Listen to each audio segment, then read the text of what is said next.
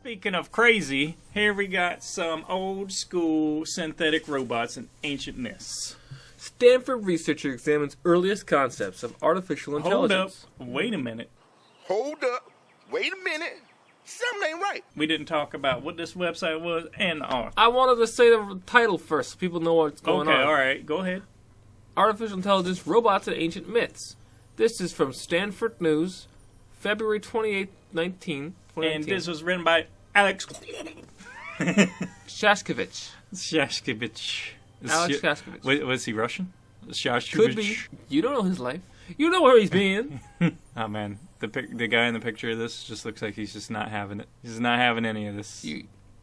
Thousands of years before machine learning and self-driving cars became a reality, the tales of giant bronze robot Talos, artificially woman Pandora, and their creator god Hephaestus filled the imaginations of people in ancient Greece. Historians usually trace the idea of automata to the Middle Ages, when the first self-moving devices were invented. But the concept of artificial, lifelike creatures dates to the myths and legends from at least 2,700 years ago, said Adrien Mayer, a research scholar in the Department of Classics in the School of Humanities and Science. These ancient myths are the subjects of Mayer's latest book, God and Robots, Myths, Machines, and Ancient Dreams of Technology. Well, I can already read that book. That sounds like a great book. Yeah. Hopefully this isn't a giant advertisement for a book. Let's hope not. Mistakenly had one time. This is a Greek-based painting, Death of Talos, so I guess that's a robot. You know, like, cool. The only time I've ever heard of Talos was in Final Fantasy. It's been a lot in the latest expansion. That's pretty cool. Yeah. I think they didn't mention the giant golden bull. Or is that Greek? There was a giant death bull they sent on, like, with one snort of its horns, it killed like 1,000 people or something. I thought that was like a torture device. Snort of its horns. I didn't say that. Or was that the Iron Bull?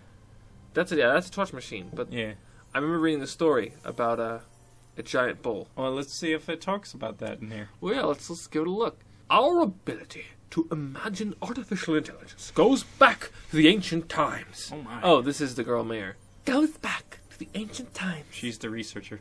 Yes, Adrene, I don't know the name, Mayer, who is also a 2018-19 fellow at the Center for Advanced Study in Behavioral Sciences at Stanford.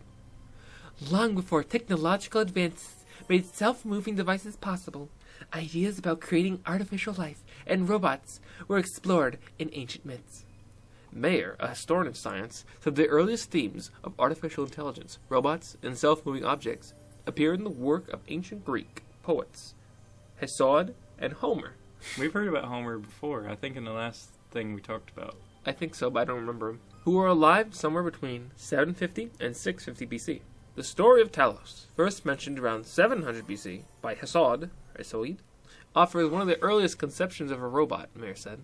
The myth describes Talos, a giant bronze man built by Hephaestus, the Greek god of invention and blacksmithing.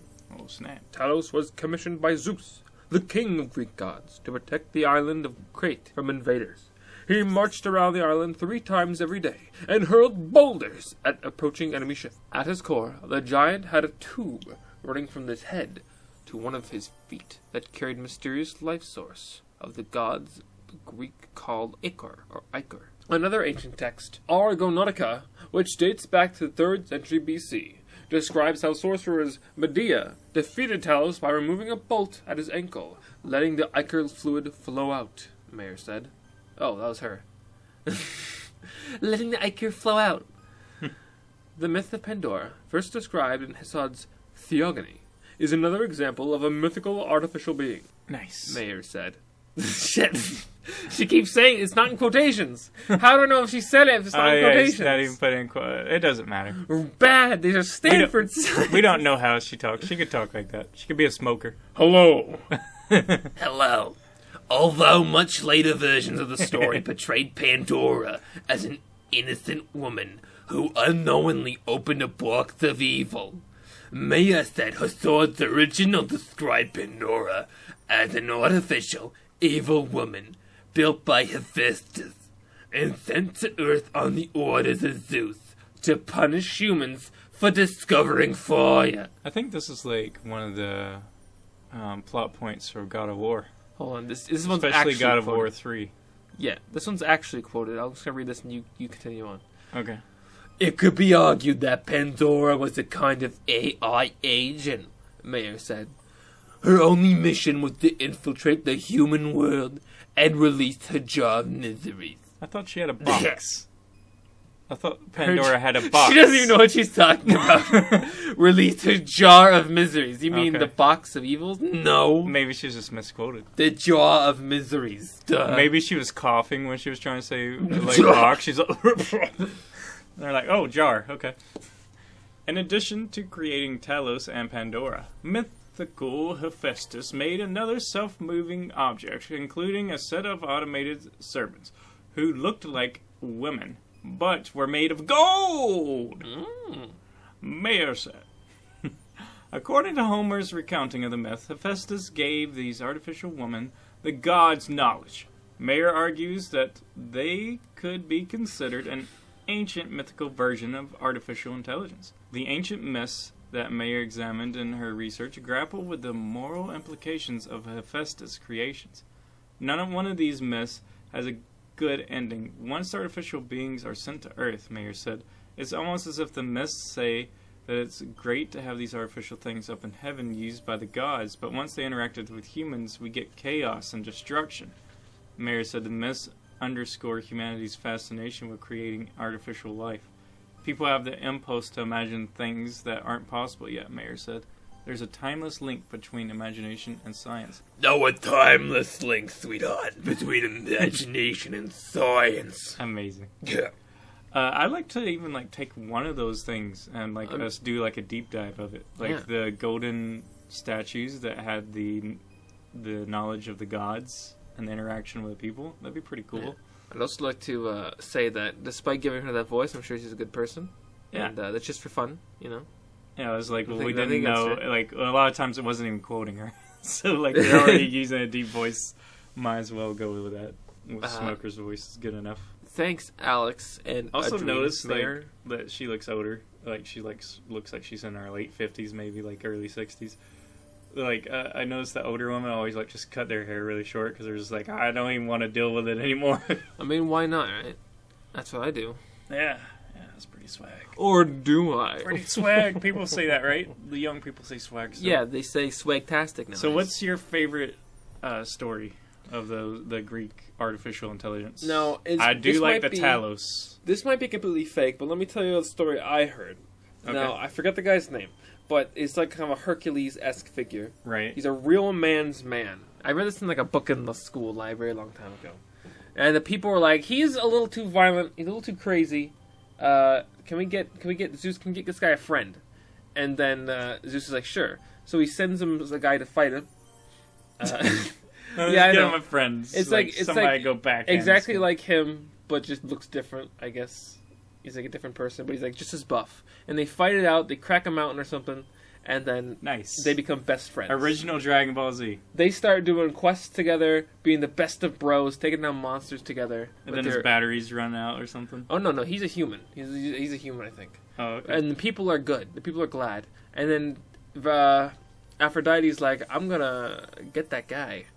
And he's like, no way, I have my bro. Bro's for hoes. And then Aphrodite gets mad, goes to Zeus, who gave him the friend, said, punish him.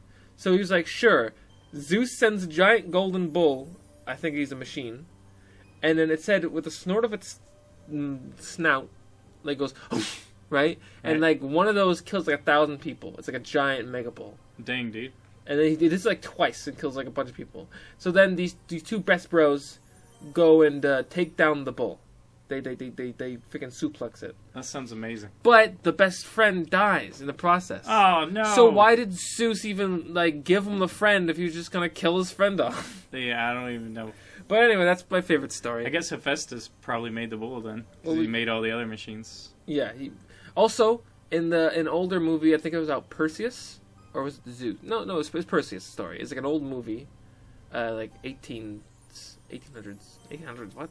No, and I was gonna say, I think 1980s. I don't think the first 1980s. Yeah.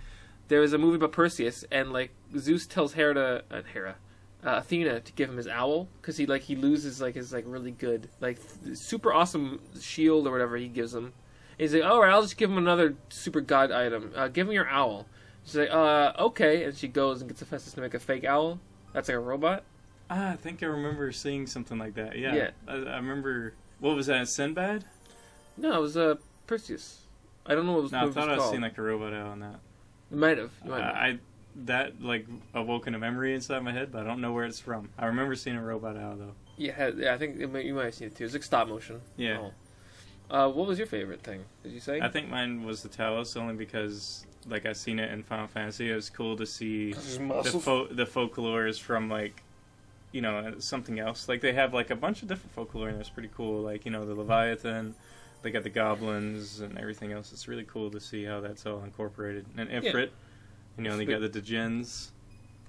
Yeah. And that's cool. That's cool. Yeah. Now, John, what do you want to see next week? Oh, you just Uno card me. I Uno card you, motherfucker! Uno card reverse. You son of snap! A... How about cat people? I've seen some of this Japanese research into them doing that sounds like awesome. Animal hybrids. Yeah, that's pretty good. He's a freaking weeb. Yeah, I like that. It's like the meme where like the one person that's a weeb walking out to a weeb, and then they just backhand him like effing weeb. Freaking weeb while holding his. I feel like that's what's happening right now. Anime girl hug pillow. Throwing me under the bus. Freaking weeb. That's right. All right, I guess go look up cat people. Yeah, holla at you later. See ya.